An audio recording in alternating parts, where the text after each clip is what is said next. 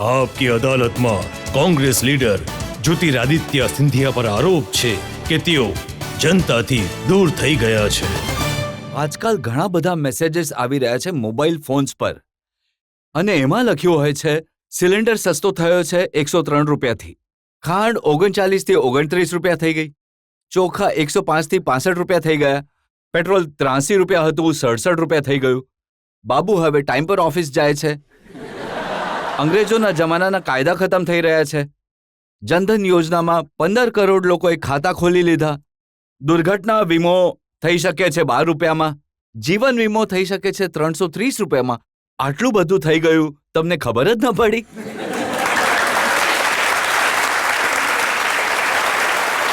તમે પૂછી લો ટમેટાની કિંમત, તમે પૂછી લો કાંદાની કિંમત ગ્રામીણ આંચલમાં, તમે પેટ્રોલ ડીઝલની વાત કરી લો, જે આંતરરાષ્ટ્રીય જગતમાં આજે 60% ઘટ્યા છે, જ્યાં રાષ્ટ્રીય સ્તર પર 3% 4% પણ ઘટાડો નથી થયો.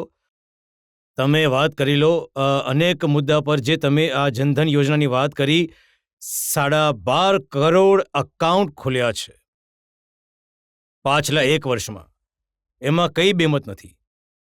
શું આપણને ખબર છે કે આ 12.5 કરોડ અકાઉન્ટમાંથી કેટલા અકાઉન્ટ્સમાં ઝીરો બેલેન્સ છે? 75%. 8.5 કરોડ અકાઉન્ટમાં ઝીરો બેલેન્સ. કેમ?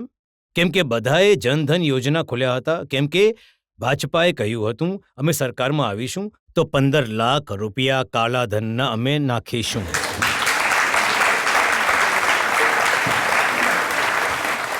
અને આજે જ્યારે ઉદાસીનતા આખા દેશમાં છે અને દેશનો દરેક વ્યક્તિ પૂછી રહ્યો છે કે મારા 15 લાખ રૂપિયા ક્યાં ગયા, તો પછી ભાજપના રાષ્ટ્રીય અધ્યક્ષ કહે છે અરે ભાઈ, આ તો ચૂંટણીની જુમલા હતા. તો આ એમની વાસ્તવિકતા છે. તો આ વાસ્તવિકતા તમે જનતા સુધી કેમ ના પહોંચાડી શક્યા? અમે પહોંચાડી રહ્યા છીએ અને પહોંચાડી શકીએ છીએ. જો છાપાઓએ, ટીવી ચેનલોએ સર્વે કર્યા, જો તમે પહોંચાડી શકત તો ટાઈમ્સ ઓફ ઇન્ડિયા એ કહેતું કે 73% લોકો સરકારના કામથી સંતુષ્ટ છે. શું ભાસ્કર એ કહેતું કે 61% લોકો સરકારના કામથી સંતુષ્ટ છે? મને ઘણી ખુશી છે. શું ઇન્ડિયા ટુડે એ કહેતું કે 56% લોકો એનડીએના કામથી સંતુષ્ટ છે? આનો અર્થ ક્યાંક ને ક્યાંક તમારી વાત તો નથી પહોંચી લોકો સુધી. મને ઘણી ખુશી છે તમે સર્વિસની વાત કરી, અને આપણે ન ભૂલીએ કે આ જ સર્વિસ હતા જેમણે 2009માં કહ્યું હતું કે કોઈ ચાન્સ નથી યુપીએ સરકાર બનવાનો. આ જ સર્વિસ છે. હવે ક્યાં સુધી 2009 સુધી અટક્યા રહેશો તમે? થોડુંક આગળ વધો. હું વિશ્લેષણની વાત કરી રહ્યો છું, જે તમે સર્વિસની વાત ઉઠાવીને.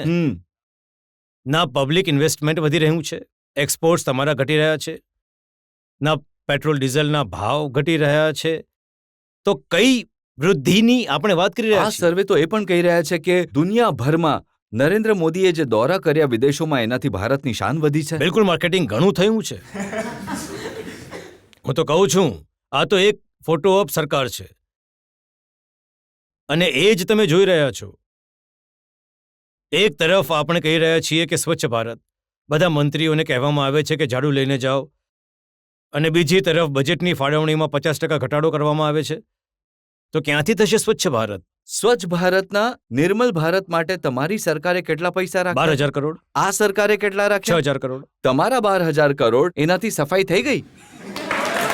નહીં, કદાચ નહીં થઈ હશે, પણ તમે સમજી લો કે એ સ્વચ્છ ભારત યોજનામાં માત્ર સફાઈ નથી, જે ટોયલેટ્સ બનાવવામાં આવે છે, ગામમાં રકમ આપવામાં આવે છે, એ બધું એમાં સમાવિષ્ટ છે. જો તમે મને પૂછી રહ્યા છો કે જો અમારી બધી યોજનાની જે આશાઓ અભિલાષાઓના અનુસાર જનતાને અનુસાર થતું હશે, તો પછી જરૂર અમે ફરીથી સરકારમાં આવતા. આમાં બેમત બિલકુલ નથી કે અમારી ઘણી બધી ઉણપો રહી છે, એટલે જ તો આજે અમે સરકારમાં નથી. જો એટલે તો તમારી યોજનાઓ વિશે કહેવાય છે કે એમાં હજારો કરોડ રૂપિયા રાખ્યા, પણ એ કોઈના ખિસ્સામાં જતા રહ્યા, ખર્ચ ન થયા યોગ્ય રીતે. બધા પ્રોજેક્ટ્સમાં ખર્ચાયા છે. વિશ્લેષણ આમાં હું કરવા માંગીશ, જો તમે સમજો છો કે આનો જવાબ લાગે છે કે બજેટમાં કપાત થઈ જાય અને એનાથી દેશને વિકાસ થશે. હું એની સાથે સહેમત નથી. પણ તમે એના પર ક્યાં ફોકસ કરી રહ્યા છો? તમે તો દરરોજ કહો છો. રાહુલ ગાંધી કહે છે કે પ્રધાનમંત્રી વિદેશ યાત્રામાં વ્યસ્ત છે, એ હિન્દુસ્તાનની ટૂર પર છે આજકાલ, એ એનઆરઆઈ થઈ ગયા છે. પણ આ પણ તો વાસ્તવિકતા છે. તમે મને કહો કે જ્યારે વર્તમાનમાં આટલી ખરાબ સ્થિતિ દેશની અંદર છે કૃષિના ક્ષેત્રમાં, શું એની આપણે સમીક્ષા કે જ્યારે મુલાકાત આટલી નહીં કરવી ખરાબ જોઈએ? હાલત હતી તો રાહુલ ગાંધી 56 દિવસ માટે જ્યારે- ક્યાં ગાયબ થઈ ગયા હતા? આત્માવલોકન કરવા માટે ગયા હતા. એમાં કોઈ કઠિનાઈ નથી. હવે આવીને પૂરી રીતે લાગેલા છો ને? મનમોહન સિંહ જી 2009 થી 2010 ની વચ્ચે 42 દિવસ વિદેશ યાત્રા પર ગયા હતા 14 દેશોમાં. 3 વાર અમેરિકા ગયા 1 વર્ષમાં. મોદી 57 દિવસ ગયા. જો કમ્પેરિઝન કરીએ તો માત્ર 15 દિવસ વધારે ગયા છે. ત્યારે મનમોહન સિંહને તમે ન પૂછ્યું કે તમે કેમ બહાર ફરતા રહો છો? અહીંયા ખેડૂતો ઘણા હેરાન છે, આત્મહત્યા કરી રહ્યા છે, ન જાઓ. તો પ્રશ્ન એ છે કે સમાધાન કે સમયે કોઈ પણ દેશના અંદરના વિષય પર નહોતો થયો. અમારા પ્રધાનમંત્રી દેશના અંદરના વિષયમાં પણ પૂરી રીતે, પછી એ સમીક્ષાની વાત હોય કે પછી રકમ આપવાની વાત હોય, ભલે વળતરની રકમ આપવાની વાત હોય, કે જેમ કે ઉદાહરણ તરીકે મારા રાજ્યમાં 2 વાર ઓલાવૃષ્ટિ અતિવૃષ્ટિ આવી. અમે ડેલિગેશન લઈને ગયા. એકવાર કેન્દ્ર સરકાર પાસેથી 1,000 કરોડ આપવામાં આવ્યા, એકવાર 800 કરોડ આપવામાં આવ્યા ખેડૂતો માટે. હવે એ બીજી વાત છે કે ખેડૂતોના હાથોમાં નહીં પહોંચ્યા રાજ્ય સરકાર દ્વારા, એ અલગ વાત છે. પણ રકમ તો કેન્દ્ર સરકાર દ્વારા આપવામાં આવી. તો જે જરૂર હતી એ સમયે કોઈ પણ સેક્શનમાં જ્યાં પીડિત વ્યક્તિ હોય ત્યાં અમારા પ્રધાનમંત્રીએ પૂરી રીતે આત્માવલોકન કરીને નિર્ણય લીધો છે. એક ઉદાહરણ જણાવી દો જ્યારે પ્રધાનમંત્રી મનમોહન સિંહ કોઈ ખેડૂતના ઘરે ગયા હોય જેનું ઘર બરબાદ થઈ ગયું હોય. ઘણીવાર સમીક્ષા એમણે કરી છે, ઘણી જગ્યાએ ગયા છે. કોઈ યાદ છે? એક ઉદાહરણ સમીક્ષા કરી મેં તો છે. રિસર્ચ કર્યું, મને એક ઉદાહરણ ન મળ્યું જ્યારે કોઈ ઓલાવૃષ્ટિથી કોઈનો પાક ખરાબ થયો પ્રધાનમંત્રી હોય. મનમોહન સિંહ પણ ગયા છે, સોનિયા ગાંધીજી પણ ગયા છે, હમણાં પણ ગયા છે, નહીં, હવે તો જઈ રહ્યા છે. હવે તો ત્યારે પણ ગયા છે, બદલાયો છે ત્યારે જમાનો. પણ ગયા છે, પણ ત્યારે પણ ગયા છે, જ્યારે હમણાં પણ ગઈ છે અને ત્યારે પણ ગયા છે. કોંગ્રેસના ખરાબ દિવસો એટલે આવ્યા છે કેમ કે આજે રાજા છે એમણે પ્રજાને છોડી દીધી, પ્રજા પાછળ જતી રહી, પ્રજાની એમણે કોઈના ઘરે નહીં ગયા એટલે ખરાબ દિવસો આવ્યા. જો એ પ્રજાની સાથે રહેતા તો સારા દિવસો રહેતા. હું એમની ભાવનાઓનો બિલકુલ આદર કરું છું અને મેં પોતાની જાતે જ આ શોમાં કહ્યું કે જરૂર અમારામાં ઉણપો હતી એટલે આજે અમે લોકો વિપક્ષમાં બેઠા છીએ અને જો એને અમે સ્વીકાર નહીં કરીએ તો હાનિ અમારી છે. તો હું આનાથી, આ મુદ્દાથી ક્યારેય નથી ભાગી રહ્યો અને હું આ મુદ્દા પર ક્યારે એ નથી કહી રહ્યો કે અમારી કોઈ ઉણપો નથી. જો અમારી ઉણપો નહોતી તો અમે વિપક્ષમાં કેમ બેઠા હોત? તો આનું અમારે આત્માવલોકન કરવાનું રહેશે. જ્યારે અરુણ જેટલી અહીંયા આવ્યા હતા તો મેં પૂછ્યું હતું, સિંધિયાજી કહે છે કે આ સૂટ-બૂટની સરકાર છે. તો એમણે કહ્યું કે અમારી સરકાર તો સૂઝબૂઝની સરકાર છે, એમની સરકાર સૂટકેસની સરકાર હતી.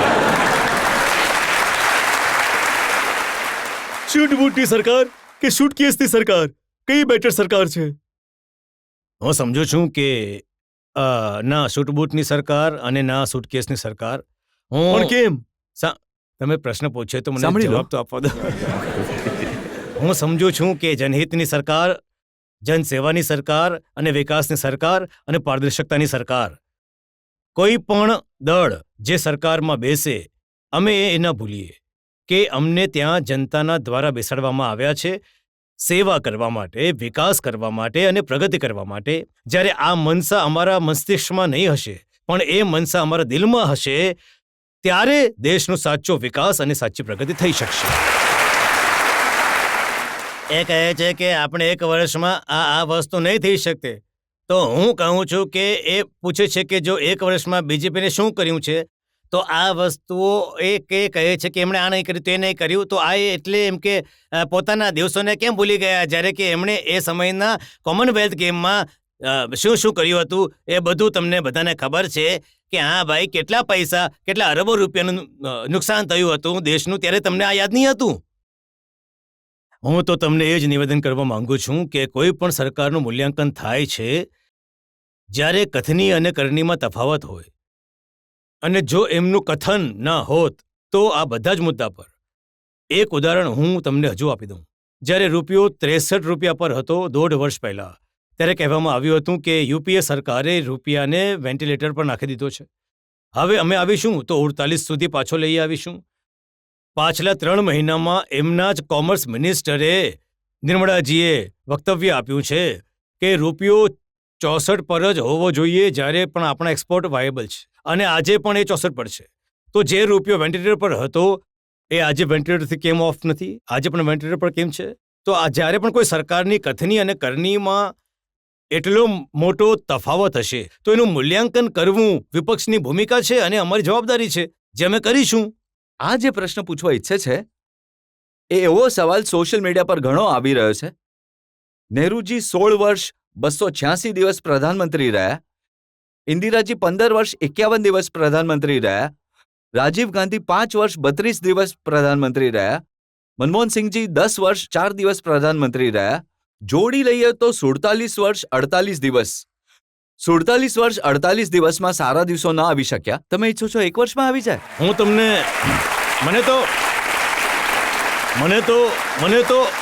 મને તો આશ્ચર્ય, હું બે જ વસ્તુ કહેવા ઈચ્છું છું. મને તો આશ્ચર્ય છે જો તમે કહેશો કે 47 વર્ષમાં કોઈ વિકાસ નથી થયો આ દેશમાં, કોઈ પ્રગતિ નહીં થઈ છે, પણ ગોટાળાઓ વધુ થયા છે. જરૂર થયા છે. પણ જુઓ, લોકો કહે છે કે ઘોટાળા વધારે થયા, વિકાસ ઓછો થયો.